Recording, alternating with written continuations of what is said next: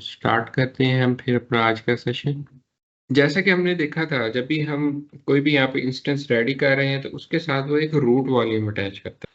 Storage पहले आपको in general पता होना चाहिए कि कितनी टाइप्स की हैं स्टोरेजेस, और आप उनको किस तरह से अपने फिजिकल इन्वायरमेंट में यूज कर रहे थे।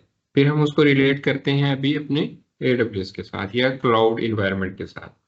आपके पास डिफरेंट टाइप्स ऑफ स्टोरेजेस थी जिनको हम यूज कर रहे थे, जिसमें फर्स्ट ऑफ ऑल आपके पास डैश है, दूसरे नंबर पे आपके पास नैस है, और तीसरे नंबर पे आपके पास सैन। डैश को हम बोलते हैं डायरेक्ट अटैच स्टोरेज, नैस को हम बोलते हैं नेटवर्क अटैच स्टोरेज, और सैन को हम बोलते हैं स्टोरेज एरिया नेटवर्क। डैश की बहुत बड़ी एग्जांपल आपके पास है। आप अपने मशीन से इस वक्त लॉग इन है और हम ये मीटिंग कंडक्ट कर रहे हैं। जी। इसमें आपके इस मशीन में जो भी डायरेक्टली इसके हार्डवेयर के साथ लगते हैं, जैसे इसमें अगर SSD है तो वो आपकी इस मशीन में डायरेक्ट लगी हुई है, HDD है तो वो आपकी इस मशीन में डायरेक्ट लगी हुई है। पोर्टेबल स्टोरेजेस हैं, जैसे USB आपके पास होती है, पोर्टेबल ड्राइव्स होती है जो हम डायरेक्टली अपने इस मशीन के साथ लगा सकते हैं। वो कौन सी जी। कहलाती हैं? यानी कि डायरेक्ट अटैच स्टोरेज। ये तो हो गया आपके पर्सनल यूज के लिए। ठीक है, चाहे आपके पास लैपटॉप है, डेस्कटॉप है, या आपके पास कोई मोबाइल डिवाइस है, कोई पोर्टेबल डिवाइस है, ठीक है, कोई गैजेट है आपका जिसमें उसकी अपनी इंटरनल स्टोरेज होती है। वो सारी सारी एग्जांपल्स हैं आपके पास डैश की। इसी तरह से जब हम अपने ऑफिस के इन्वायरमेंट में बैठे हुए होते हैं या प्रोडक्शन इन्वायरमेंट में होते हैं, वहां पर क्या, अगर आपके पास ऑफिस में 1000 एम्प्लॉय हैं और उन उन तमाम एम्प्लॉयज को आपने कुछ फाइल्स, कॉमन फाइल्स हैं आपकी, जो आपने उनको प्रोवाइड करनी है, तो क्या आप उन 1000 एम्प्लॉयज को अलग अलग जाके वो फाइल्स देंगे? तो ये एक हेक्टिक टास्क हो जाता है। तो उसके लिए जी। फिर मार्केट में उन्होंने इंट्रोड्यूस करवाई थी नेस, नेटवर्क अटैच स्टोरेज, कि ऐसी स्टोरेज जो शेयरेबल हो, जो आपने अपने नेटवर्क का पार्ट बना दिया उसको, उसके जी। बाद शेयर ड्राइव आपको मिल गई है, उसमें आप सारा डाटा रखें। शेयर ड्राइव सबके साथ आपने अटैच की भी है, ठीक है। और जी। जैसे ही आप डाटा रखेंगे उसके अंदर, तो वो तमाम जितने भी आपकी कंपनी के एम्प्लॉयज हैं उनको वो शेयर ड्राइव में मिल जाएगी। वो वहां से उठा सकते हैं, फाइल्स यूज कर सकते हैं, अपनी फाइल्स वहां पे रख सकते हैं। तो ये हम इसको वहां पर यूज कर रहे थे अपने पास फिजिकल इन्वायरमेंट में। और ये लिनक्स और विंडोज के लिए अलग अलग इनके फाइल सिस्टम चलते हैं, ठीक है। जी। बट इसको हम वहां पर क्या बोलते हैं? फाइल सर्वर बोलते हैं। शायद अच्छा। आपने कॉन्फ़िगर किया हो अपने पास, उसको देखा हो।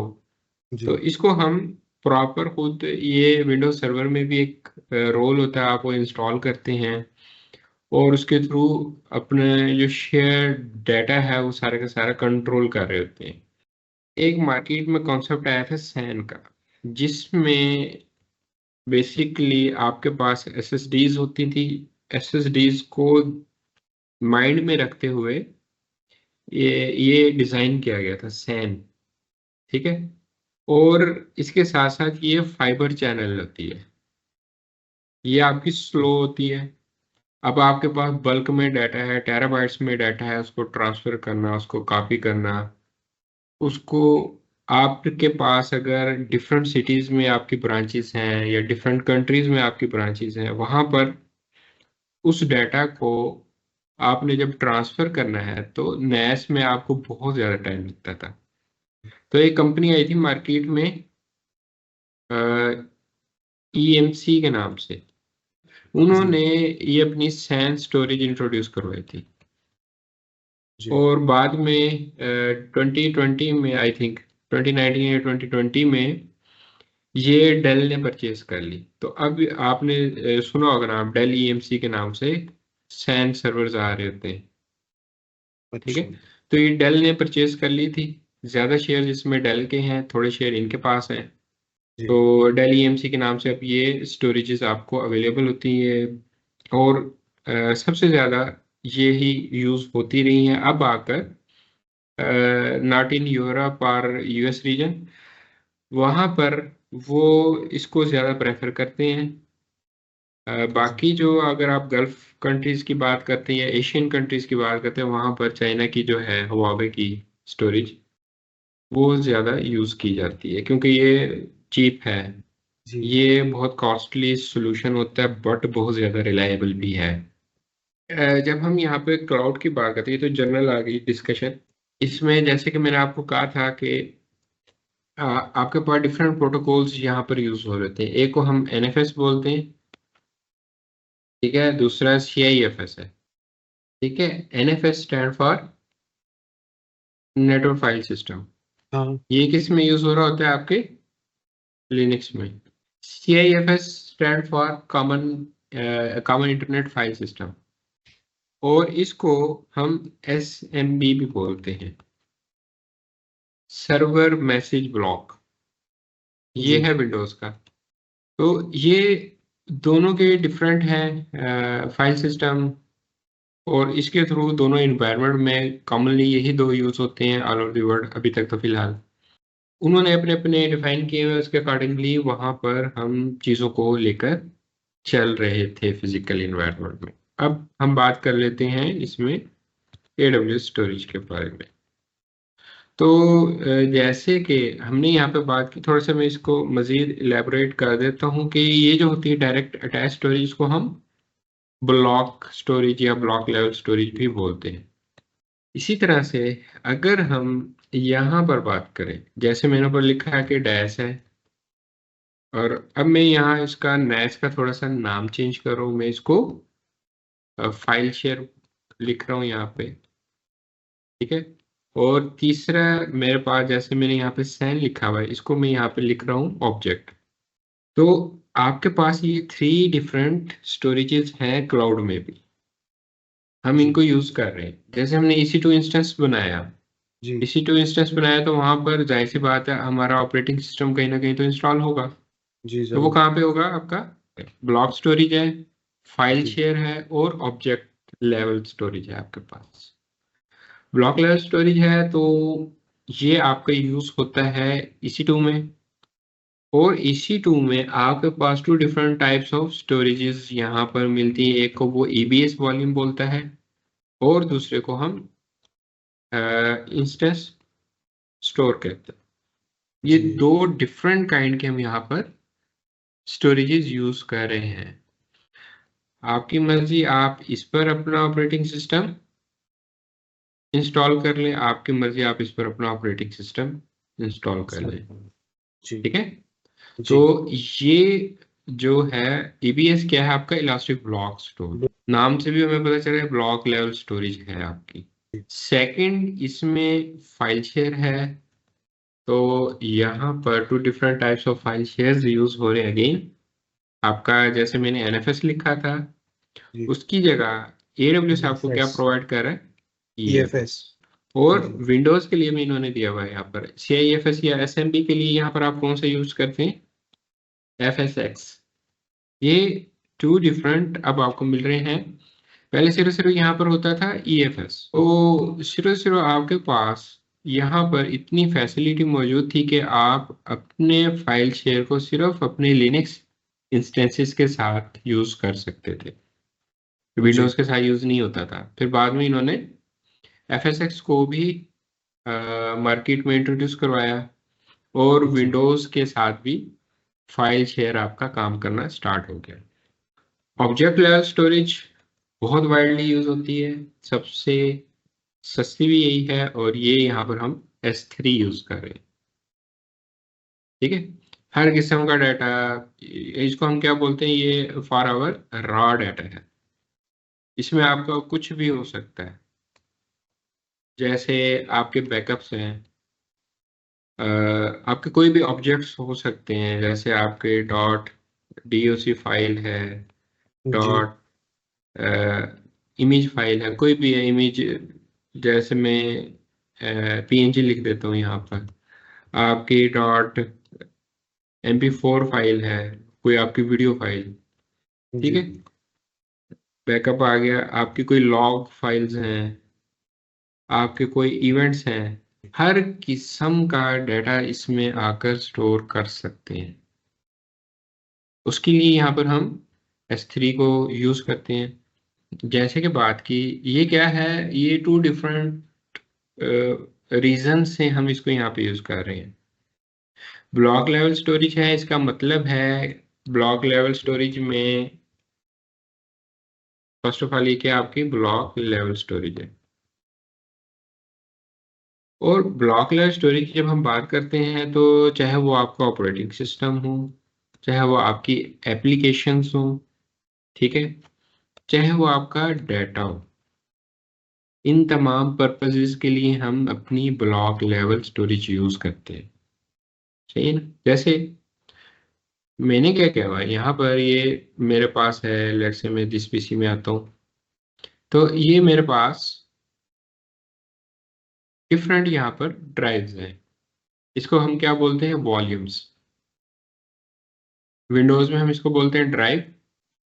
तो ये आपके पास डिफरेंट वॉल्यूम्स है। अब इसमें एक सी ड्राइव है मेरे पास, एक डी है, एक ई है।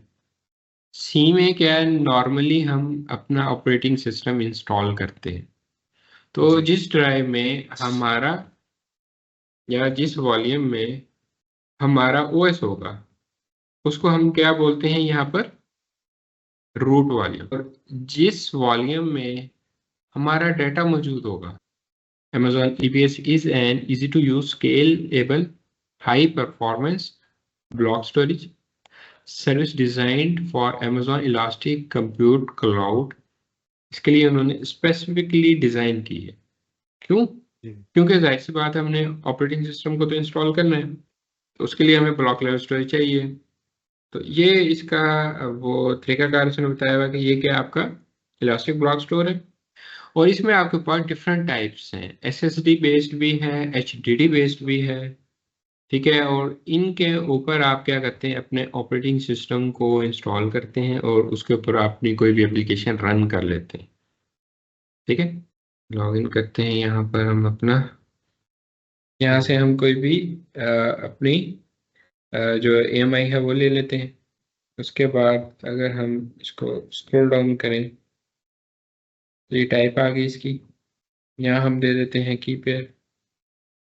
अब अगर हम यहाँ पर देखें, यहाँ पर क्या बता रहा है आपको वो, कि इसके साथ वो 8 GB का रूट वॉल्यूम अटैच कर रहा है। और उसकी टाइप क्या होगी, GP3 होगी। GP stand for general purpose, G third उसकी जनरेशन है, जनरेशन ठीक है। और अगर मैं यहाँ पर ड्रॉप डाउन पर क्लिक करता हूँ तो ये मुझे दिखा रहा है कि काफ़ी सारी आपके पास यहाँ पर अवेलेबिलिटी है। GP3 में भी जा सकते हैं, 2 में भी जा सकते हैं, प्रोविजन IOPS में भी जा सकते हैं, ठीक है, 1 2। और जी नीचे वो आपको क्या दे रहा है, मैग्नेटिक दे रहा है, HDD। और ये HDD की जो टाइप्स है वो इसने यहाँ से क्या कर दी, ग्रेड आउट कर दी, कि जी आपने जो ऊपर इंस्टेंस की टाइप चूज की हुई है उसके लिए वो कह रहा है कि ये अब अवेलेबल नहीं है। पहले आप बना सकते थे, इस पे भी हम बनाते थे, बहुत स्लो रिस्पॉन्स होता था। अच्छा HDD में कंपैरेटिवली मैग्नेटिक टेप फास्ट होता था रिस्पॉन्स। ये नॉर्मल रिस्पॉन्स आपको मिलता है जीपी में। और आईऑप्स वाली जो है इसमें बहुत फास्ट रिस्पॉन्स होता है। तो ये डिफरेंट टाइप्स हैं आपके पास, जिसमें एक एसएसडी है, दूसरी एचडीडी है, और तीसरी आपके पास मैग्नेटिक टेप है, ठीक है। ये जी ओल्ड फैशन सबसे चीपेस्ट वे डाटा स्टोर करने का अभी भी ये यूज होता है। इसको AWS भी यूज कर रहा है। और हम जब जाकर S3 पढ़ेंगे तो उसमें आप जब कोल्ड स्टोरेज या आर्काइव स्टोरेज के बारे में पढ़ेंगे तो वहां पर भी आपका वो जो डाटा है वो मैग्नेटिक टेप पर ही सेव रखता है। जी सबसे लंबे अरसे के लिए आपका डाटा सेव रहता है इस पर, ठीक है। तो ये जी अभी भी चीजें यूज हो रही हैं। और बाकी आपके पास है एस एस एस डी, सबसे फास्ट वे है आपके पास इस वक्त। इसमें डिफरेंट जनरेशन हैं इसकी चल रही है, जैसे आजकल इसमें M4 मेरे ख्याल से आगे भी है, M3 M4 ये इसमें चल रही है सीरीज इसकी। और जिसमें आपको आई ऑप्स बेतहाशा मिलते हैं, थाउजेंड्स ऑफ आई ऑप्स मिलते हैं कि आपने इधर just power on button press किया, विद इन 2-3 सेकेंड्स आपका ओएस बूट होकर आपके सामने आ जाता है। ठीक है, तो इस कदर आपको यहाँ पे स्पीड बेटर मिल रही है। एचडीडी में बहुत स्लो होती है स्पीड, वो 2-4 मिनट ले लेता है आपका ऑपरेटिंग सिस्टम बूट करके डेस्कटॉप लेकर आने में। तो ये सारे के सारे आपको बाय डिफॉल्ट जनरल पर्पस में दे रहा होता है। ये आप कंपैरेटिवली आप कह लें कि ये सस्ते हैं और ये महंगे हैं इसमें। और इसके अलावा भी इसकी टाइप है एक, जो यहाँ पे इन्होंने नहीं अभी तक दिखाई, लेकिन वो अपने डॉक्यूमेंट्स में लेकर चल रहा है और वो अपनी चंद टाइप्स में उसको दिखाता है। हमने जो सिलेक्ट की हुई इसमें वो यहाँ पर हमें नहीं दिखा रहा है। तो ये तो है कि आपका ऑटोमेटिकली वो एक रूट वॉल्यूम क्रिएट कर रहा है और उसके साथ साथ आपको बता रहा है कि नॉट इनक्रिप्टेड है, इसमें आपने किसी किस्म की कोई इनक्रिप्शन ऐड नहीं की हुई। ठीक है, आप इसको भी इनक्रिप्ट कर सकते हैं, अप टू यू। अगर आपके पास रिक्वायरमेंट है तो आप इसको इनक्रिप्ट कर सकते हैं। उसके लिए आपको क्या करना पड़ेगा, यहाँ पर एडवांस में आना पड़ेगा। जब एडवांस पे आप क्लिक करेंगे तो यहाँ पर आपके सामने डिफरेंट ऑप्शंस शो हो जाएंगी। फाइल सिस्टम्स के हवाले से वो आपको बात कर रहे हैं। तो ये देखें, ये हमने आगे चल के इसको डिस्कस करना है, तो तब मैं आपको इसके हवाले से गाइड करूंगा। तो अब अगर मैं इस पर क्लिक करता हूँ तो अब ये डिफरेंट वे में मुझे यहाँ पे दिखा रहा है। पहले मुझे इस तरह से नहीं दिखा रहा था। अब इसमें मुझे कह रहा है कि मैं अपनी मर्जी से सिलेक्ट कर सकता हूँ मुझे कितने आई ऑप्स चाहिए।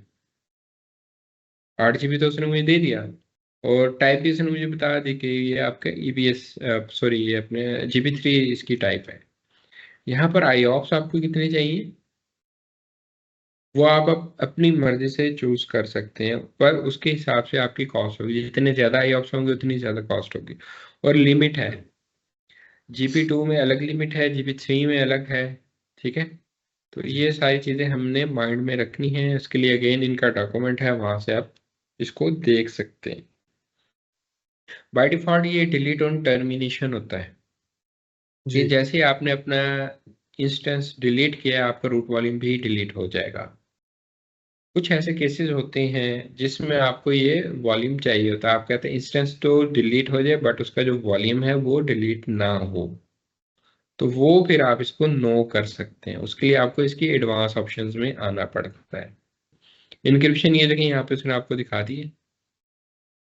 अब आप यहाँ पर आकर इसकी इनक्रिप्शन अगर एनेबल कर देंगे तो आपका ये जो वॉल्यूम होगा रूट वॉल्यूम ये इनक्रिप्टेड भी हो जाएगा। अब एक तो आपके पास वे ये है कि अगर आपने अपने इस इंस्टेंस के साथ कोई डाटा वॉल्यूम अटैच करना है, आपको कंपनी कहती है कि जी हमने रूट वॉल्यूम में डाटा नहीं रखना है, जितना इसके पास डाटा जनरेट हो रहा है इसके साथ एक वॉल्यूम आप अटैच करें और उसमें आपका सारे का सारा डाटा जाए।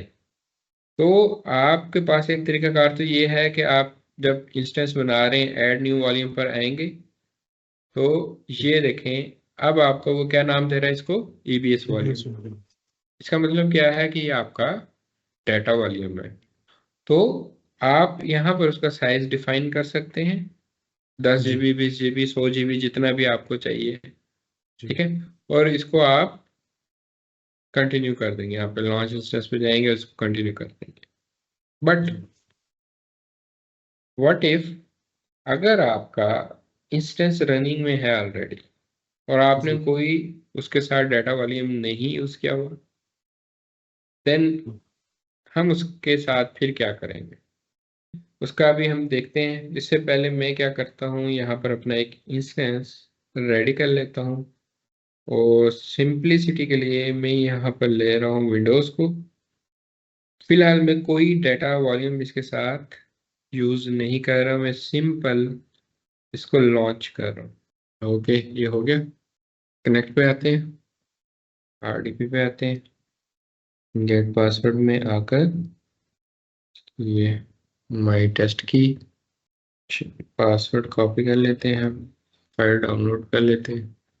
अभी अगर हम यहाँ पर आते हैं, जैसे हमने ये इंस्टेंस रेडी किया तो 30 GB का उसने हमें यहाँ पर रूट वॉल्यूम दिया, और सिर्फ वही यहाँ पर हमें वो दिखा रहा है, इसके अलावा हमें कुछ भी नहीं दिखा रहा।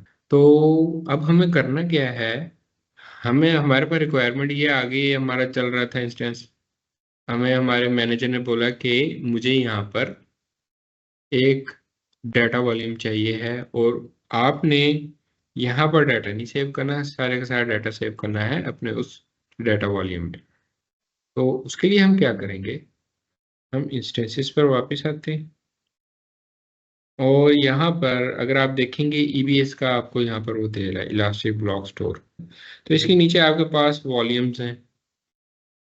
जी लेट से आप इस पर क्लिक करते हैं वॉल्यूम्स पे, तो यहाँ पर वो आपको जितने भी, चाहे वो रूट वॉल्यूम्स हैं या डाटा वॉल्यूम्स हैं, वो तमाम के तमाम शो करवाएगा। अभी जी हमने एक इंस्टेंस रेडी किया, उस इंस्टेंस के अगेंस्ट ये 30 GB का आपके पास एक रूट वॉल्यूम आया है।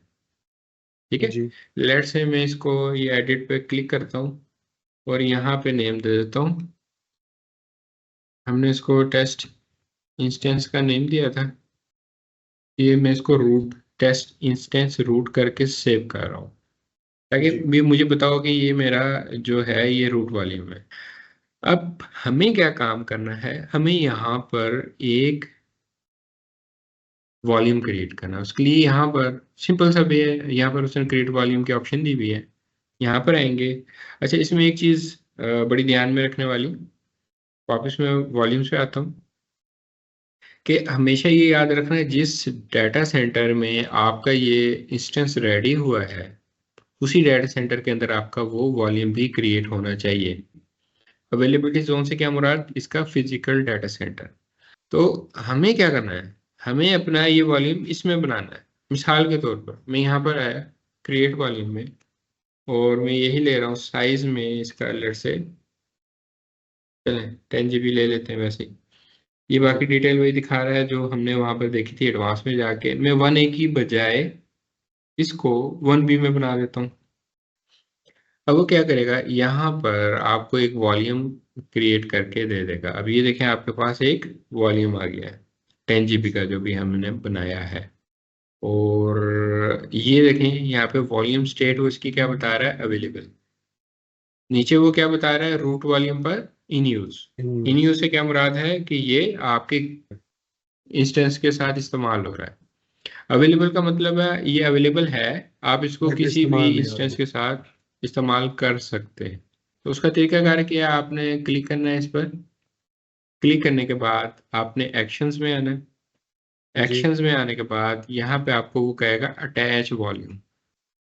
अटैच वॉल्यूम पे जाएंगे, ये सिंपल उसी तरह जैसे आपके पास कोई यूएसबी आपने अपने लैपटॉप के साथ यूएसबी पोर्ट में अटैच कर दी, ये वही चीज काम कर रहे हैं कि हम अब इसके साथ ये अटैच करने जा रहे हैं। अब यहाँ से वो मुझसे पूछ रहा है कि आप इस मौजूदा अवेलेबिलिटी जोन 1B में कौन से इंस्टेंस के साथ आप इसको अटैच करना चाह रहे हैं। जैसे मैं ड्रॉप डाउन में क्लिक करूंगा, यहाँ पे मुझे कोई इंस्टेंस नहीं दिखाएगा। क्यों? क्योंकि 1B में मेरे पास कोई इंस्टेंस ही नहीं है।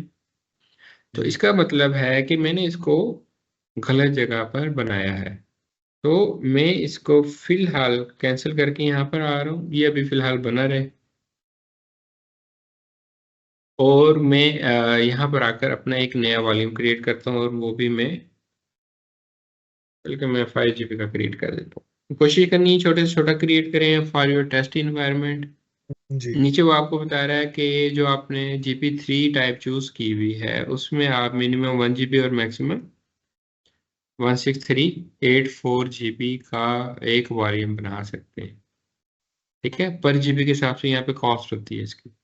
तो मैं अब इसको कहाँ पे बनाऊंगा, 1A में, और कोई ऑप्शन में नहीं छेड़ा, सिंपल मैं यहाँ पर क्रिएट करूँ। ओके, तो मैंने एक 5 GB का बनाया है, लेट से मैं इसको डाटा वॉल्यूम 1A का नाम दे देता हूँ, उसको मैं सेव कर देता हूँ, ताकि मुझे जी बताओ कि मैंने 1A में बनाया है। इसके नाम से पता चल जाए। वैसे मुझे क्या देखना पड़ेगा, इसका अवेलेबिलिटी जोन चेक करना पड़ेगा कि किस में मैंने इसको बनाया हुआ है। अब हम इसको सिलेक्ट करेंगे, एक्शंस में आएंगे, अटैच वॉल्यूम में आएंगे। अब मैं जब यहाँ पर क्लिक करूंगा तो ये मुझे मेरा इंस्टेंस दिखा देगा। वो कह रहा है जी टेस्ट इंस्टेंस के नाम से आपने यहाँ पे बनाया हुआ है और वो इस वक्त रनिंग में है। वो स्टॉप होगा तो यहाँ पे आपको बताएगा कि वो स्टॉप्ड है। ठीक है, तो हम यहाँ पर इसको चूज कर लेंगे।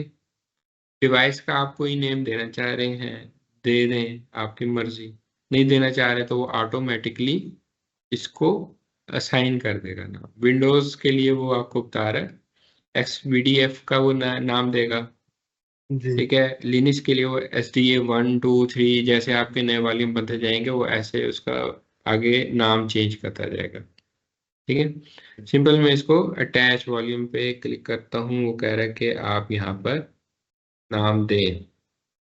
चलिए मैं यहाँ से XVDF चूज करूँ और मैं इसको अटैच कर रहा हूँ। ठीक है, जी तो जैसे ही मैंने उसको अटैच किया वो मुझे क्या बता रहा है कि आपका ये इन यूज आ गया है। इसका मतलब उसने मेरे उस इंस्टेंस के साथ अटैच कर दिया है। अब हम चलते हैं ये वापस अपने इस इंस्टेंस पे और मैं इसको रिफ्रेश करता हूँ यहाँ से। बट यहाँ पे वो मुझे नहीं दिखा रहा है। कहाँ गया मेरा वॉल्यूम? मैंने तो अटैच कर दिया इसके साथ। तो यहाँ पर अगर आप देखेंगे तो ये तो वो हो गया आपका ऑनलाइन जी रूट 30 GB की। एक 5 GB का वो कह रहा है, एक अनएलोकेटेड है और अनअलोकेटेड। ऑफलाइन है। इसके लिए आपको क्या करना है, इस पर राइट क्लिक करना है और हाँ इसको ऑनलाइन करना है। ऑनलाइन हो गया। वो कह रहा है नॉट इनिशियलाइज्ड। फिर हम जी राइट क्लिक करेंगे, इसको यहाँ से हम इनिशियलाइज। इनिशियलाइज डिस्क कर देंगे। जैसे ही इनिशियलाइज करेंगे वो इसको नेम दे रहा है और आपसे पूछ रहा है MBR में करना है या GPT पे करना है।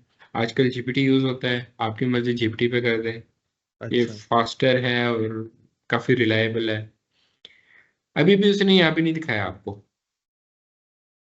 अभी वो क्या कह रहा है अनएलोकेटेड है। ये इस वक्त शो होगा जब ये एलोकेट हो जाएगा, उससे पहले ये यहाँ पर शो नहीं होगा। ये इधर टॉप पे भी हमें यहाँ पर दिखा रहा होता है।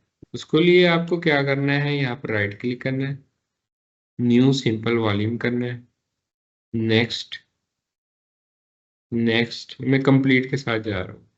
डी ड्राइव लेटर दे रहा है वो उसको। ये फॉर्मेट करेगा इसको NTFS फॉर्मेट में और इसको मैं नेक्स्ट करता हूँ और फिनिश करता हूँ। जैसे ही इसकी फॉर्मेटिंग कंप्लीट होगी, ये देखिए यहाँ पर आ गया। पे भी इसके आ साथ गया। साथ उसने यहाँ पे भी मुझे शो करवा दिया। अब मैं इस पे आता हूँ, डबल क्लिक करता हूँ, यहाँ पर आप कोई डाटा रखना चाह रहे हैं, इसको मैंने कोई डाटा इसमें रख दिया। ठीक है, Ctrl+C Ctrl+V। ये मल्टीपल आपके पास कोई फाइल्स आ गई। तो ये देखें मेरा डाटा यहाँ पे सेव हो रहा है, इसलिए सारा काम हो रहा है, कोई इशू नहीं आ रहा मुझे यहाँ पर। तो इट मीन्स के आप यहाँ पर ये काम कर सकते हैं। हम फिजिकल इन्वायरमेंट में भी ऐसे ही, अब अगर आपने कोई नई हार्ड डिस्क लगा दी अपने लैपटॉप के साथ, अपने डेस्कटॉप के साथ, तो हम डिस्क मैनेजमेंट में आकर ये सारा काम करते हैं। तो ये इतना हो गया काम। अब लेट से मिसाल के तौर पर आपको जी फिर ऑर्डर आया कि जी बस ठीक है, हमने इतने दिन के लिए ही इस्तेमाल करना था, महीने 2 महीने साल। अब आप क्या करें, ये उसे डिटैच कर दें। अब हमें डाटा वॉल्यूम की ज़रूरत नहीं है। उससे पहले आपको मैं एक और चीज़ बता दूं। अब जैसे हमें पता है कि डाटा हमारे लिए बहुत ज़्यादा इंपॉर्टेंट होता है जब हम काम कर रहे होते हैं। तो इन केस अगर आपका ये डाटा यहाँ से कोई डिलीट कर दे या कोई आपने इंटर नहीं रखा, उसके पास के एक्सेस थी, उसने ये इसका डाटा वॉल्यूम यहाँ पर आकर डिलीट कर दिया, डाटा गया आपका सारा। डाटा जी इंपॉर्टेंट था आपके लिए, अब आप क्या करेंगे? तो उसके लिए हमारे पास सेफ एंड यहाँ पर क्या होगा, हम उसका बैकअप लेते रहें। क्या नाम देता है AWS स्नैपशॉट। तो हम क्या करते हैं, इसका एक स्नैपशॉट ले लेते हैं। यहाँ पर डिस्क्रिप्शन आपने यहाँ पर कुछ दे देनी है, किस लिए आप इसका स्नैपशॉट ले रहे हैं। नॉर्मली हम डेट वाइज इसका स्नैपशॉट ले रहे होते हैं जो हम अपनी डिस्क्रिप्शन देते हैं प्रोडक्शन में। ठीक है, तो लेट्स से मैं October 29 24 और SS फॉर स्नैपशॉट वो दे रहा हूँ। अगर आपने इसको टैग देना दे दें, उसके बाद आप क्रिएट स्नैपशॉट पर क्लिक कर दें। ठीक है। जी अब उसने क्या किया, आपके इस डाटे का एक स्नैपशॉट ले लिया। अब जी। वो कहाँ गया आपका, अगेन EBS में हमें वो स्नैपशॉट्स में मिले। हो गया। यहाँ पर हम आएंगे तो ये देखें अभी पेंडिंग स्टेट में है, वो कह रहा है 5 GB का वो ले रहा है। स्टेट क्या है, पेंडिंग है। पेंडिंग। प्रोग्रेस क्या है उसकी, अभी फिलहाल अनअवेलेबल है। जैसे 100% कंप्लीट होगी वो जी। हमें अवेलेबल करवा देगा। लेट्स से मैं इसको रिफ्रेश करता हूँ, ये जल्दी हो जाएगा क्योंकि थोड़ा सा डाटा इसका साइज कम है। फर्स्ट टाइम ये थोड़ा टाइम लेता है, क्योंकि इसने आपके कंप्लीट 5 GB का यहाँ पर स्नैपशॉट स्नैपशॉट लेना है, लेंगे। जिसको हम कंप्लीट बैकअप बोलते हैं। तो ये थोड़ा सा टाइम लेता है, 1-2 मिनट यहाँ पे ले जाएगा, और उसके बाद ये आपको क्या करेगा, यहाँ पर अवेलेबल करा देगा। कंप्लीट कर दिया उसने, अवेलेबल हो गया। अब अ, मिसाल के तौर पर हम यहाँ पर आए, आपको कहा गया कि अब हमें इसकी ज़रूरत नहीं है, इसको ना डिटैच कर दो। आपने क्या किया है, आए आपने सिलेक्ट किया डिटैच वॉल्यूम के ऑप्शन है, यहाँ पर आपने डिटैच कर दिया उसको, ये डिटैच हो गया। ठीक हो गया। अच्छा। तो यहाँ पर अब वो आपको हाँ, नहीं दिखा रहा है। शो नहीं करवाएगा, ये देखें वो उसने गायब कर दिया। यहाँ पर वो ओपन था इसलिए उसने इसका फाइल एक्सप्लोरर क्लोज कर दिया, गया हमारा। और जी। आपने डिटैच करने के साथ साथ बाय मिस्टेक इसको डिलीट भी कर दिया। ठीक है। उसको रिफ्रेश करना पड़ेगा एक दफ़ा, अभी न्यूज़ दिखा रहा है, अब अवेलेबल हो गया। तो आपसे ये डिलीट भी हो गई, या आपका कोई भी कह लें यहाँ पर मेट है, उससे आपका ये डिलीट हो गया। आफ्टर सम डेज आपको कहा जाता है कि जी दोबारा से अटैच करें वो वाली, हम अपने इंस्टेंस के साथ हमने उसमें काम करना है। तो आपने अपने सेफ एंड के लिए क्या काम किया हुआ था, उसका एक स्नैपशॉट भी ले लिया था बिफोर जी। डिटैचिंग। आप क्या करेंगे, अपने इस पर आएंगे, चाहे यहीं पर राइट क्लिक कर दें या एक्शंस में आ जाएं और क्रिएट वॉल्यूम कर दें। यहाँ पर भी जब आप दोबारा क्रिएट कर रहे हो ना, तो आप यहाँ पर ये सारी चीज़ें चेंज कर सकते हैं। Up to you. मैं कुछ भी नहीं कर रहा हूँ, मैं सिंपली इसमें क्रिएट वॉल्यूम कर रहा हूँ। तो ये वॉल्यूम क्रिएट करके आपका इधर वॉल्यूम्स में लेकर आ जाएगा। ये जी। आपका वॉल्यूम आ गया 5 GB का, अवेलेबल भी कर दिया उसने। और लेट्स से मैं इसको नाम दे देता हूँ फ्रॉम SS। ठीक है, क्या आपने ये स्नैपशॉट से वॉल्यूम क्रिएट किया है। अब अगेन हम क्या करेंगे, चाहे इस पर राइट क्लिक करें और अटैच वॉल्यूम पर आ जाएं, और आप इसको अगेन अपने उस इंस्टेंस के साथ अटैच अटैच कर। कर दें। कोई भी आप यहाँ से नाम पिक कर लें और इसको अटैच कर दें। ठीक है, अटैच हो गया, न्यूज़ आ गया। अब वापस आप आए यहाँ पर अपने इंस्टेंस पर, तो ये देखें उसने आपका, इसको आप ओपन कर लें। सही। जब आप बनाएंगे ना वॉल्यूम फर्स्ट टाइम, जी। तब आपको यहाँ पर आकर उसको इनिशियलाइज करवाना पड़ेगा, सारा प्रोसेस करना पड़ेगा। जी। सही है ना। तो सेकेंडली क्या है, आप यहाँ पर इजीली उसको बाद में by using your backup restore करवा सकते हैं। तो एक आपके पास ये सेफ एंड है। उसके अलावा यहाँ पे इसका क्या यूज केस हो सकता है, स्नैपशॉट पे अगर हम आते हैं अगेन, तो यहाँ पर आप अगर इस पे राइट क्लिक करें, तो ये आपको एक तो ऑप्शन दे रहा है क्रिएट स्नैपशॉट, एक ऑप्शन दे रहा है क्रिएट वॉल्यूम फ्रॉम स्नैपशॉट, एक ऑप्शन दे रहा है आपके पास अगर आपने अपने इस स्नैपशॉट को लेकर जाना है किसी दूसरे रीजन में, क्रॉस रीजन जिसको हम बोलते हैं, जी। उसके लिए आप क्या करेंगे, यहाँ पे कॉपी स्नैपशॉट पे आएंगे। ठीक है, नीचे वो आपसे पूछा है रीजन, कौन से रीजन में आप इसको लेकर जाना चाह रहे हैं। फॉर एग्जाम्पल चलिए मैं इसमें US ईस्ट वन ले लेता हूँ, ये हमारा ओहायो रीजन है। US ईस्ट वन, ये हमारा ओहायो रीजन है, लेकिन मैं जी भी करूँगा नहीं क्योंकि इसकी चार्जेस पड़ जाएंगे। जितना साइज होता है ये वहाँ पे ट्रांसफर होगा, चार्जेस पड़ जाएंगे। मेरे पास अगर मेरा अकाउंट चल रहा हो तो मैं आपको करके दिखा देता। ठीक है, तो आप यहाँ से चूज कर लेंगे और इसको कॉपी स्नैपशॉट करेंगे। जी कॉपी करने के बाद ये आपको ले आएगा वापस इधर। आपने क्या करना है, यहाँ से फिर अपना रीजन चेंज करना है। ये उसमें आएंगे, ये देखें ऑटोमेटिकली स्नैपशॉट में ही मौजूद है। तो यहाँ पर आप देखेंगे आपका एक स्नैपशॉट आ रहा होगा। फिर जी आप अपने उस स्नैपशॉट को यहाँ पर अपने किसी भी इंस्टेंस के साथ यूज करवा सकते हैं। तो इसका मतलब है कि ये जरूरी नहीं है कि वो सिर्फ वहीं पर काम करे। अगर आपने उसके थ्रू डिफरेंट काम लेने हैं तो आप उसको मूव करवा के कहीं पे भी लेकर जा सकते हैं। अच्छा, अब इसके बाद एक काम तो हमने ये कर लिया कि हमने ये देखा यहाँ पर ईबीएस आपका किस तरह से यूज हो रहा है। ठीक है, जी अब मैंने आपको उसमें दो डिफरेंट टाइप्स बताई थी, एक इंस्टेंट स्टोर बताया था, दूसरा ईबीएस वॉलेट बताया था। और लेट्स से मैं वॉल्यूम्स में आता हूँ, मैं ये चीज़ें डिलीट करूँ, यहाँ पर हमें नहीं चाहिए है, मैं ये सारी चीज़ें डिलीट कर। अच्छा, बल्कि मैं एक काम करता हूँ, मैं ना आकर यहाँ से अपना वो इंस्टेंस टर्मिनेट कर देता हूँ। ये मैंने चूज़ किया, जी इंस्टेंस में आया और मैं इसको टर्मिनेट करता हूँ। ओके गुड है, ये इसने डिलीट कर दिया, यहाँ से टर्मिनेटेड आ गया हमारे पास, वेल एंड गुड। अच्छा, अब मैं क्या करता हूँ, अगेन यहाँ पे लॉन्च इंस्टेंस पे आता हूँ और आपको मज़ीद चीज़ें यहाँ पर दिखा देता हूँ।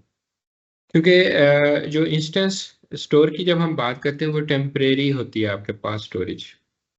ठीक है, और वो दोनों जगह आपकी यूज़ हो रही थी, एज रूट वॉल्यूम भी और एज डाटा वॉल्यूम भी। दोनों तरफ मैं आपको दिखाता हूँ। लेट्स से हम पहले इसमें आ जाएं, ब्राउज मोर एमआईज। और यहाँ पर अगर आप देखेंगे रूट डिवाइस टाइप, वो आपको बता रहे हैं ईबीएस। ये मैंने आपको कहा था, मैं आगे चल के जी आपको बताऊंगा कि ये क्या होती है। तो root device type as EBS हमने देख लिया प्रॉपर, कि आपकी जो रूट डिवाइस है वो बाय डिफॉल्ट ईबीएस को ही लेता है, इसके अलावा वो किसी को नहीं लेता। तो यहाँ पर आप जी जितने भी स्क्रॉल डाउन करते जाएंगे, सारी सारी आपके सामने जो भी आ रही हैं एमआईज, हर एक के साथ उसने रूट डिवाइस टाइप क्या दिया हुआ है, ईबीएस ही दिया हुआ है। बट व्हाट इफ अगर आपको ये कहा जाता है कि आप इंस्टेंट स्टोर को यहाँ पर यूज करवाएं एज ए रूट डिवाइस, तो जी उसके लिए फिर आप क्या करेंगे? उसके लिए आपको आना पड़ेगा अपने यहाँ पर कम्युनिटी एमआईज में। यहाँ पर वो आपको फिल्टर में भी ऑप्शन नहीं देगा उसकी इंस्टेंस स्टोर के हवाले से।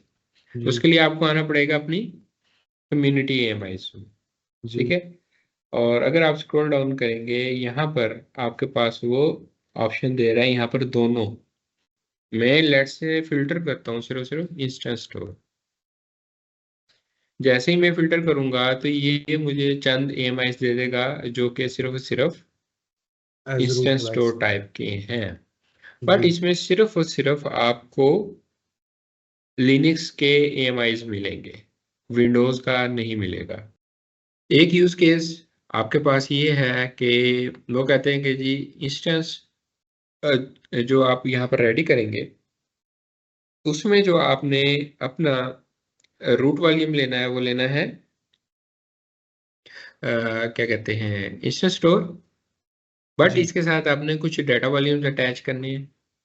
तो इस कॉन्फ़िगरेशन में वो कहते हैं कि जो डाटा वॉल्यूम होगा आपका, वो आपने कौन सा लेना है, ईबीएस। तो वो सिंपल है। हम्म, तो यहाँ पर आप आएंगे ऐड न्यू वॉल्यूम पे और यहाँ से आप इसको ऐड कर देंगे। जो रूट जी वॉल्यूम है आपका वो इंस्टेंट स्टोर वॉल्यूम ही ले रहा है। इसके अगर आप शो जी डिटेल्स करेंगे यहाँ पे आपको बताएगा कि ये आपका इंस्टेंस स्टोर टाइप है इसकी। और डाटा वॉल्यूम हम यहाँ पे कौन सा ले रहे हैं, ईबीएस ले रहे हैं। बट इफ अगर आपको ये कहा जाता है कि आपने जो डाटा वॉल्यूम लेना है वो भी आपने इंस्टेंट स्टोर ही लेना है, तो वो भी फिर यहाँ पे लिमिटेड है। उसके लिए आपको क्या करना पड़ेगा, लेट से आप इसमें इसकी टाइप में आएंगे, कंपेयर इंस्टेंस टाइप में आ जाएंगे। और यहाँ पर आप इसको करेंगे स्क्रॉल डाउन। अब यहाँ पर ये आपको स्टोरेज टाइप और बाकी डिटेल्स दिखा रहा है। तो इसमें आप स्क्रॉल डाउन करते जाएं तो नीचे जाके ये आपको बताएगा,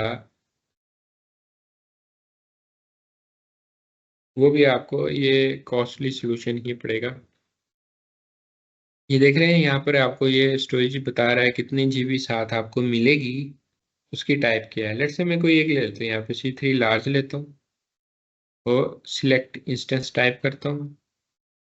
और अगर मैं इसको स्क्रॉल डाउन करके यहाँ पे चेक करूंगा तो ये देखें जो उसका रूट वॉल्यूम है वो कौन सा है, EBS।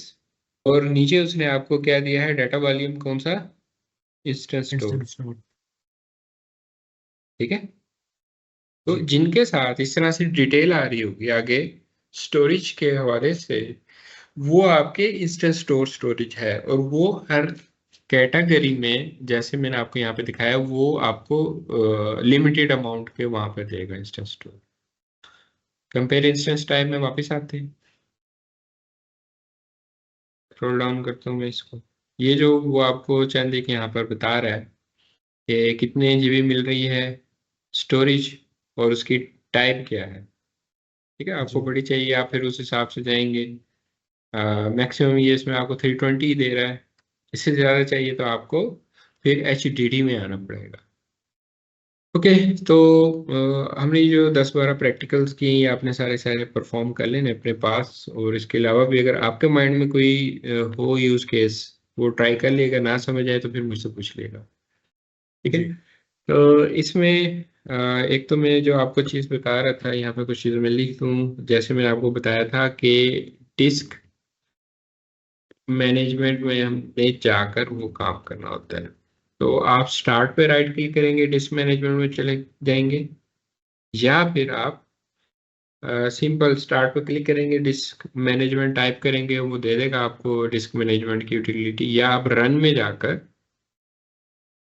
आपने टाइप करना है disk mgmt.msc। ठीक अच्छा, है, ये इसकी कमांड होती है, जी, disk mgmt.msc। तब भी वो आपको डिस्क मैनेजमेंट की यूटिलिटी ओपन करके दे देगा, उसमें आप वो सारे सारे काम कर सकते हैं। ठीक है। जी, अच्छा, अब जैसे हमने देखा वहां पे हमारे पास डिफरेंट टाइप्स थी, SSD, जी, HDD। SSD में एक ये टाइप जो वहां पे आपको नहीं दिखा रहा था, ये भी इन्होंने एक इंट्रोड्यूस करवाई हुई है। ये आपके बहुत कम इंस्टेंसेस के साथ वो आपको अभी फिलहाल प्रोवाइड कर रहा है, ब्लॉक एक्सप्रेस के नाम से। ये सबसे फास्ट है। बाकी हमने ये देखी इसमें GP2, GP3, IO1, IO2। ठीक है, और IO2 में ही इन्होंने इसको ब्लॉक एक्सप्रेस का नाम दिया हुआ है। ये भी हमने देखी थी, वहां पे हमें दिखा रहा था ST1 और SC1। सिंक्रोन, सॉलिड स्टेट डिस्क बोलते हैं हम इसको, SSD को। GP2 ये भी अब वो obsolete करता जा रहा है बहुत सारी जगहों से। जो उनके लेटेस्ट जनरेशन है उसमें GP2 के आपको वो ऑप्शन नहीं देता। आपको वो कहता है GP3 में इसका रूट वॉल्यूम आप क्रिएट करें। ठीक है। इसमें क्या फीचर्स थे, इसकी ड्यूरेबिलिटी कितनी थी, इसका वॉल्यूम साइज आप कितना ले सकते हैं, 1 GB से 16 TB तक सिंगल वॉल्यूम का साइज आपका हो सकता है। बाप रे, ठीक है, तो मैक्सिमम में आपको ये 16 TB ही मिलेगा। जी, IOPS इसके मैक्सिमम कितने हो सकते हैं, 16,000। थ्रोपुट मैक्सिमम कितनी हो सकती है, 250 MB। थ्रोपुट क्या होती है, यानी कि वो 1 सेकंड में आपका इतनी ट्रैफिक या इतना डाटा ट्रांसफर कर सकता है। IOPS पर इंस्टेंस 2,60,000। और थ्रूपुट पर इंस्टेंस उसने आपको यहाँ पे बता दी कि इसमें ये बहुत ज़्यादा आपको थ्रूपुट प्रोवाइड कर रहा है, क्योंकि जी, जो आपका इंस्टेंस है ना उसके साथ आपका नेटवर्क कार्ड भी तो अटैच है, उसकी भी तो जी, उसने ऐड करनी है उसमें। सही है। जी, लेटेंसी सिंगल डिजिट पर मिली सेकेंड या मिली सेकेंड इसमें आता है।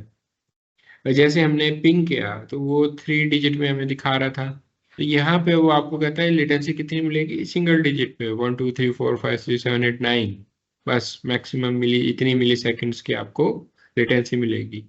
10 11 12 100 101 102 इस किस्म की लेटेंसी आपको नहीं मिलेगी यहाँ पे, यानी कि बहुत ज़्यादा फास्ट है इसमें प्रोविजनिंग। प्राइसिंग उसने यहाँ पे आपको बता दी है कि 1 सेंट पर जीबी पर मंथ आपको यहाँ पे चार्ज होगा। जी। ठीक है, ये GP2 है। ये इसी तरह GP3 के बारे में बताया हुआ है। जैसे हमने वहां पर GP3 को लिया था, बाय डिफॉल्ट उसने GP3 लिया हुआ था और उसमें 300 IOPS दे रहा था आपको। ठीक है, वो आपको बता रहा है 0.08 पर जीबी पर मंथ आपको उसमें कॉस्ट चार्ज होगी। और अगर आपने चेंज करने IOPS तो ये आगे उसकी कॉस्ट आपको बताता जा रहा है कि किस तरह से आपकी वो वेरी करेगी कॉस्ट। इसी तरह से यहाँ पे आपको IOPS SSD के बारे में बता रहा है। अच्छा, ये वाली आप कहाँ पे यूज करेंगे, और IOPS SSD प्रोविजनड IOPS SSD आप कहाँ पे यूज करेंगे। इसमें अगर आप देखेंगे 64,000 दे रहा है, वहां पर आपको कितना दिया था मैक्सिमम 16,000। वहां पर 250 MB था, यहाँ पे 1000 MB है। तो ये ऐसे आपके ऑपरेशंस, ये ऐसे आपके एप्लीकेशंस जो आपके इन इंस्टेंसेस पर चल रही होंगी जिसमें बल्क ऑपरेशंस आपके चल रहे होते हैं, जैसे आपकी ई-कॉमर्स की एप्लीकेशन है, या आपकी फाइनेंस एप्लीकेशंस हैं, या आपकी गेमिंग एप्लीकेशंस हैं, जो हम आजकल ऑनलाइन गेम्स खेलते हैं बहुत ज़्यादा।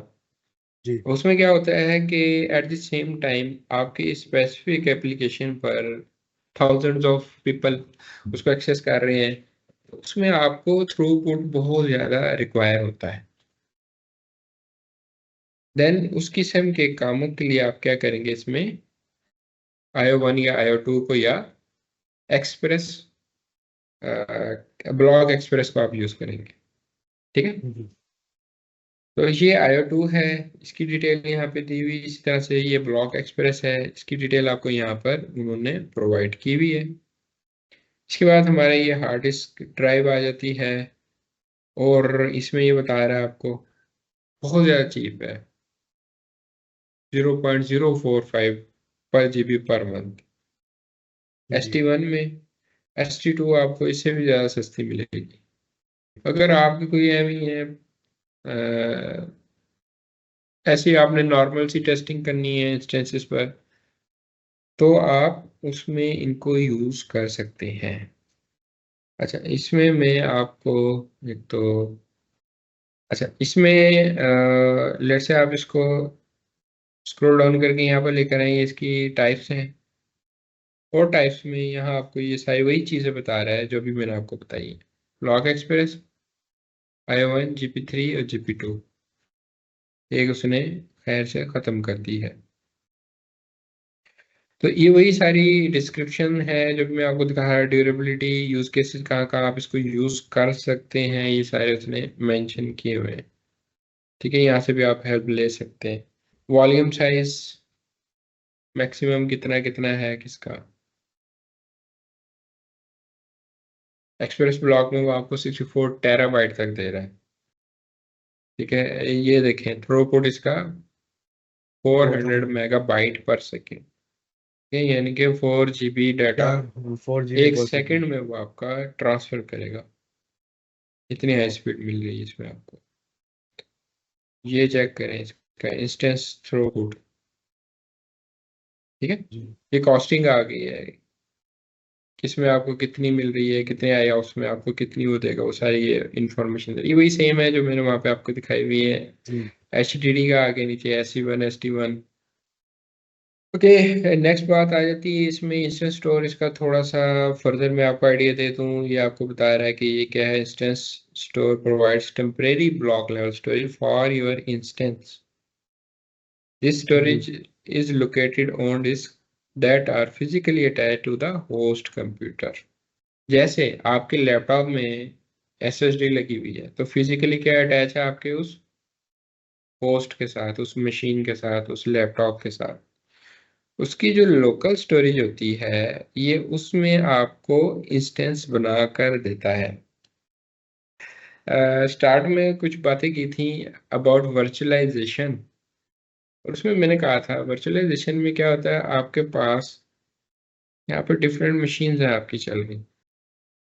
वर्चुअलाइजेशन में जब भी हम काम करते हैं नॉर्मली, एक छोटा सा अगर आपका इन्वायरमेंट है तो उसमें हम मिनिमम 3 फिजिकल सर्वर्स को यूज करते हैं, और इसमें जो हमारा फार्मूला होता है एज पर वर्चुअलाइजेशन, 1/3 आपके पास रिसोर्सेज मस्ट बी फ्री। अब मैंने आपको एक बात की थी, मैंने कहा था कि लेट्स से यहाँ पर आपकी 2 मशीन्स चल रही हैं इस होस्ट पे, इस पे लेट्स से आपकी 3 चल रही हैं। तो फॉर एग्जांपल अगर हमारी ये मशीन क्रैश हो जाती है तो उस सूरत में क्या होता है, इस पे जो वर्चुअल मशीन चल रही थी वो शिफ्ट होंगी। मिसाल के तौर पे एक यहाँ आ गई, एक यहाँ आ गई। मैंने आपको बताया था कि सिंगल पिंग ड्रॉप होता है, एक पिंग का ड्रॉप होता है जब आपका नेटवर्क शिफ्ट हो रहा होता है। अब हाँ मुझे ये जी। बताएं, ये तो आपका फिजिकल होस्ट डाउन हो गया है, पावर गई, पावर कट, सब कुछ बंद। तो इसमें से ये जो मशीन्स हैं ये यहाँ पे कैसे आ गई? पावर तो रही नहीं थी, आपका पावर फेलियर हुआ, कुछ हुआ इस होस्ट का, इसका जो कार्ड है या मदरबोर्ड है वो डैमेज हो गया, इसका नेटवर्क हाँ खराब हो गया, तो ये तो डाउन हो गई। तो यहाँ से कैसे ये शिफ्ट हो गई? अच्छा, होता क्या है एक्चुअल में, आपके पास जो है वो 2 डिफरेंट स्टोरेजेस होती हैं, ठीक है ना। जी। एक को हम क्या बोलते हैं, लोकल स्टोरेज, और एक होती है आपके पास, उसको लेट्स से आपको समझाने के लिए मैं रिमोट स्टोरेज लिख रहा हूँ। अगर तो लोकल स्टोरेज पे कोई चीज़ है वो तो गई, मेरे लैपटॉप की हार्ड डिस्क डैमेज हो गई, उसका डाटा गया, बट जो ब्यूटी है ना इसकी वर्चुअलाइजेशन की वो ये है कि हम कभी भी अपने फिजिकल होस्ट के ऊपर उसका ऑपरेटिंग सिस्टम इंस्टॉल नहीं करते। हम हमेशा उसको उसके रिमोट जो स्टोरेज है उस पर इंस्टॉल करते हैं, जिसको जी। आप नेटवर्क स्टोरेज बोल रहे हैं, सैन बोल रहे हैं, ठीक है। सैन जी। स्टोरेज इसीलिए लगाई जाती है क्योंकि वो बहुत ज़्यादा फास्ट है। हाँ अब काम क्या हो रहा है यहाँ पर, जो ऑपरेटिंग सिस्टम है ना आपके हर वर्चुअल मशीन, उसका कहाँ पे हो रहा है इंस्टॉल, रिमोट स्टोरेज पे हो रहा है, ठीक है। इसका जी। मतलब है कि ये वर्चुअल मशीन यहाँ पे इंस्टॉल है, अच्छा। दूसरी वर्चुअल मशीन यहाँ पे इंस्टॉल है, तीसरी वर्चुअल मशीन यहाँ पे, हर एक के यहाँ पे अपना अपना बना हुआ है, वो हर जगह जी। वो इंस्टॉल होते जा रहे हैं। तो ये ऐसे यहाँ पर आपके पास रिमोट लोकेशन पे इंस्टॉल है सारे के सारे। समझने के लिए कि आपने क्या किया, एक यूएसबी ली 64 GB 128 GB up to you, उसके ऊपर आपने क्या किया, ऑपरेटिंग सिस्टम इंस्टॉल कर लिया अपने लैपटॉप के साथ लगा कर। तो आप चाहे अगर सेम मॉडल लेकर आए, जो भी आप लैपटॉप यूज़ कर रहे हैं, डेल है, एचपी है, थिंकपैड है, जो भी आपका, तो आप अगर सेम हार्डवेयर है ना, तो अगर आप उस पर जाके यूएसबी लगाएंगे वहां पर वो बूट हो जाएगा आपका ऑपरेटिंग सिस्टम, आप यूएसबी के थ्रू बूट करवा सकते हैं। अब इसमें यही है कि वर्चुअलाइजेशन में आप हमेशा जितने भी सर्वर्स लेंगे, जी। आपने 10 15 20 जितने भी सर्वर लगाए सब के सब सेम मॉडल के होंगे। और हाँ अब तो खैर ये उन्होंने बैकएंड पे ख़त्म कर दिया हुआ है। पहले ये स्टार्ट में ही होता है जब वर्चुअलाइजेशन आई थी ना कि हमें वो सेम मॉडल के लेने पड़ते थे। अब तो खैर ये लिमिटेशन ख़त्म होती जा रही है, ऑलमोस्ट ख़त्म हो गई है। उसमें सिर्फ और सिर्फ हमें अभी तक थोड़ा बहुत ख्याल रखना पड़ता है इंटेल और एएमडी का, जिसमें इंटेल प्रोसेसर है उसके लिए हम अलग सेटअप करते हैं सेटिंग्स का, एएमडी के लिए अलग करते हैं क्योंकि एएमडी पर जो मशीनें होती है वो इंटेल पर नहीं चलती, वो हार्डवेयर एरर दे जाती है वहाँ पर, ठीक है। तो जी। अब एक्चुअल में आपका ऑपरेटिंग सिस्टम कहाँ पड़ा है, यहाँ पे। आपकी शेयर्ड स्टोरेज पे या रिमोट स्टोरेज पे। ठीक है, ऑपरेटिंग सिस्टम आपका है नहीं लोकल पे। तो इसलिए जो मैंने आपको बोला था एक सिंगल पिंग ड्रॉप होता है, वो भी उस सूरत में जब इस फिजिकल, जाहिर है ये इसमें कि नेटवर्क कार्ड के थ्रू कनेक्टेड है ना आपस में, जब इसका नेटवर्क शिफ्ट होगा यहाँ पर या यहाँ पर, तब वो एक पिंग ड्रॉप होगा आपका बस। जी। ऑपरेटिंग सिस्टम आपका यहाँ पे ऑन है, हाँ। यहाँ से वो सिर्फ हार्डवेयर रिसोर्सेज ले रहा है। कौन जी। से? आपका सीपीयू, हार्डवेयर रिसोर्सेज। जी। आपकी मेमोरी, आपका नेटवर्क, यहाँ से सिर्फ उसको हार्डवेयर के रिसोर्सेज मिल रहे हैं। ऑपरेटिंग सिस्टम यहाँ से उसको नहीं मिल रहा। ऑपरेटिंग जी। सिस्टम कहाँ पे पड़ा है आपका? ये शेयर्ड स्टोरेज या रिमोट स्टोरेज पे पड़ा है। अब अच्छा। इसमें इसका ड्रॉबैक क्या हो सकता है? इसका ड्रॉबैक ये हो गया, फॉर एग्जाम्पल, अब यहाँ पे ये जरूरी तो नहीं है जब भी हम AWS में काम कर रहे हैं आपने एक इंस्टेंस अपना क्रिएट किया, आपने स्टॉप कर दिया, आफ्टर 1 वीक आप उसको दोबारा स्टार्ट करते हैं, वो हरगिज जरूरी नहीं है कि आपको इसी होस्ट में से वो रन करके दे। ठीक है, जी। वो हरगिज हरगिज आपको इस होस्ट पे से रन करके नहीं देगा। पॉसिबल है वो आपको इस होस्ट से रन कर दे या इससे कर दे या किसी दूसरे रैक में से किसी सर्वर पे से उसको रन कर दे। ठीक है, जी। तो जो तो है आपके EBS बेस, जितने जी। भी आपके EBS बेस होंगे उसमें तो बड़ा आसान है, उसमें आपके वो पड़े हुए हैं शेयर्ड स्टोरेज पे, वो वहां जी। से आपका ऑपरेटिंग सिस्टम लेकर चला देगा। मिसाल के तौर पे आपने बनाया हुआ है अपना इंस्टेंस, इस पे बन गया आपका, आपने इंस्टेंस स्टोर को यूज किया, लेकिन वो जो रन कर रहा है, ट्राई कर रहा है रन करने को आपके इस होस्ट पे से रन करने की ट्राई कर रहा है। जैसे वो रन करता है वो जाके देखेगा फाइल्स यहाँ पर फाइल्स देखेगा, उसको मिलेंगी नहीं, वो तो लोकल में सर्च कर रहा है ना, आपने इंस्टेंस स्टोर लिया हुआ है, वो वहां पे एरर देगा, आपका इंस्टेंस गया। ठीक है, जी। तो इसका मतलब है अगर आप इंस्टेंस स्टोर कहीं पर भी बनाते हैं, इसके थ्रू आपने अपना कोई EC2 इंस्टेंस रेडी किया है, तो वो आपका हमेशा ऑन रहना चाहिए। अगर आपने उसको स्टॉप कर दिया है तो फिर पॉसिबिलिटी है आपका वो इंस्टेंस गया। ठीक है, तो क्योंकि वो लोकल स्टोरेज पे बन रहा है, वो जी। आपको वहां पर नहीं फैसिलिटेट करेगा। ठीक है, जी।